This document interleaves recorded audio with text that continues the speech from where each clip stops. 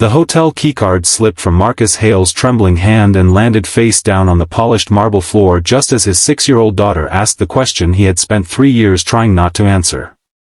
The grand lobby around them glowed with golden chandeliers and soft piano music, but in that moment, none of it mattered. Little Ivy looked up at him with tired eyes and whispered if they were finally going to sleep somewhere safe tonight. Marcus bent down quickly before anyone could see the tears gathering in his eyes. He picked up the keycard, forcing a smile he no longer had the strength to carry, while the woman behind the reception desk stared awkwardly at her computer screen. Something was wrong with the reservation. Something very wrong. Before we continue this emotional journey, take a second to like, comment, share, and subscribe to Kindness Unlimited if you believe kindness and second chances can still change someone's life. Stories like this remind us that even strangers can become miracles in someone's darkest moment. Marcus had spent most of his adult life fixing problems for other people. He repaired leaking pipes in apartment buildings, patched broken walls after storms, and worked overtime at the small construction company where he had been employed for nearly a decade. But no matter how hard he worked, he could never seem to repair his own life after losing his wife, Naomi, to a sudden illness 3 years earlier. Since then, every day felt like survival. Bills piled up faster than his paychecks. Babysitters quit because Ivy cried too much at night. The tiny apartment they rented had mold creeping across the ceiling, and the landlord refused to fix anything unless Marcus threatened legal action he could not afford. When his boss, Raymond Mercer, announced a mandatory company conference at a luxury hotel 2 hours away, Marcus nearly refused to go. But attendance meant a bonus paycheck, and that bonus was the only thing standing between them and eviction. The problem was that Ivy's school had suddenly closed for emergency repairs, leaving Marcus with no one to watch her. He reluctantly explained the situation to Raymond, expecting frustration or disappointment. Instead, the older man simply nodded and told him to bring her along. The drive to the hotel happened under bright blue skies and endless summer sunlight.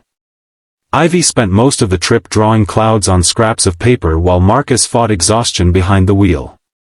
He had worked 16 straight days without a break. Every traffic light felt heavier on his eyelids. Yet when the massive hotel finally appeared beyond rows of palm trees, Ivy gasped like she was seeing a castle from a fairy tale. For the first time in months, Marcus heard genuine excitement in her voice. Inside, everything smelled expensive. Fresh flowers filled the lobby, and sunlight poured through towering glass windows onto floors so shiny Marcus felt embarrassed walking across them in worn-out boots. He approached the desk carefully, giving the receptionist his reservation details. That was when her smile disappeared. She apologized softly and explained there had been a system glitch.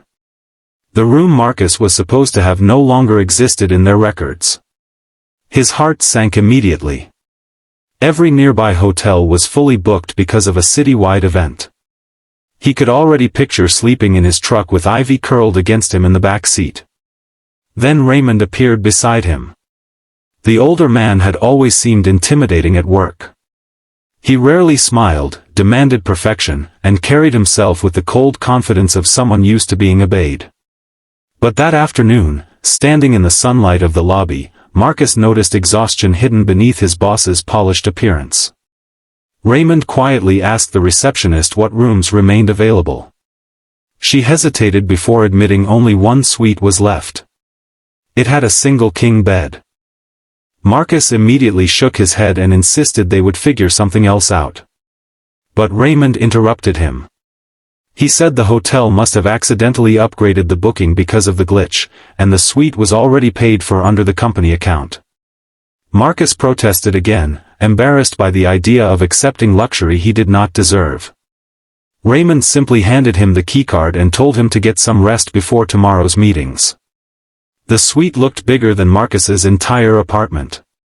Daylight streamed through enormous windows overlooking the ocean.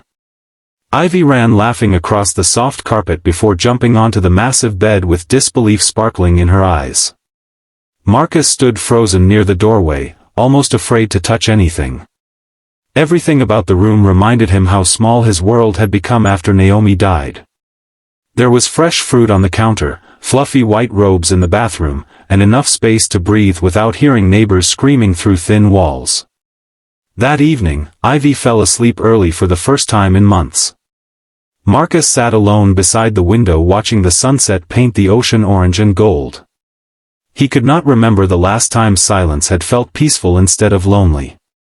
For hours, he stared at the sleeping child curled safely beneath expensive blankets and wondered how life had become so hard so quickly. The next morning brought unexpected humiliation. During breakfast, Marcus overheard two employees gossiping near the buffet. They mentioned that Raymond had personally requested the suite upgrade after learning Marcus and Ivy had nowhere decent to stay. The so-called system glitch had never existed at all. Marcus felt his chest tighten with embarrassment. Pride burned hotter than gratitude. He spent the entire morning avoiding Raymond during meetings, ashamed that his struggles had become office charity. But everything changed during lunch. Raymond quietly sat beside him outside on the hotel terrace while sunlight reflected off the water below. For several moments, neither man spoke. Then Raymond admitted that 20 years earlier, he had once been exactly where Marcus was now. He confessed that after his own wife left, he spent months raising his son alone from motel rooms while trying to keep his business alive. He told Marcus there had been nights when strangers helped him survive, and he never forgot those acts of kindness. He explained that people often mistake pride for strength. Real strength, he said, is allowing yourself to accept help when life becomes too heavy to carry alone. Those words broke something open inside Marcus. That night, after the conference ended, Marcus and Ivy walked along the beach under warm afternoon sunlight. Ivy collected seashells while laughing into the wind, and Marcus realized he had spent years surviving without truly living. He had buried himself in work and guilt, believing he needed to suffer alone to prove he was still strong enough to be a father. Before they left the hotel the next morning, Raymond handed Marcus an envelope. Inside was not money, but information about a management training position opening within the company. Raymond said Marcus was one of the hardest workers he had ever known, but hard work meant nothing if a man never allowed himself a chance to rise. Months later, Marcus and Ivy moved into a brighter apartment with clean walls and sunlight pouring through the windows every morning. Ivy stopped having nightmares. Marcus worked fewer night shifts and spent evenings helping her with homework instead of collapsing from exhaustion. Slowly, their life stopped feeling like survival and started feeling like hope. Sometimes, the biggest miracles do not arrive as grand speeches or dramatic rescues. Sometimes they arrive disguised as a hotel room with a king bed and a lie called a system glitch. If this story touched your heart even a little, please like, comment, and share this video so more people can experience stories that remind us kindness still exists in the world. Special request: comment below with the words, "Kindness changes lives," if you believe even small acts of compassion can save someone during their darkest days. As Marcus tucked Ivy into bed one peaceful evening months later, she smiled sleepily and asked if life was finally getting better. Marcus looked around their tiny but warm apartment, listened to the soft rain outside the windows, and realized something beautiful. For the first time in years, he could answer honestly. Yes. And sometimes, that one small word is enough to begin healing an entire life.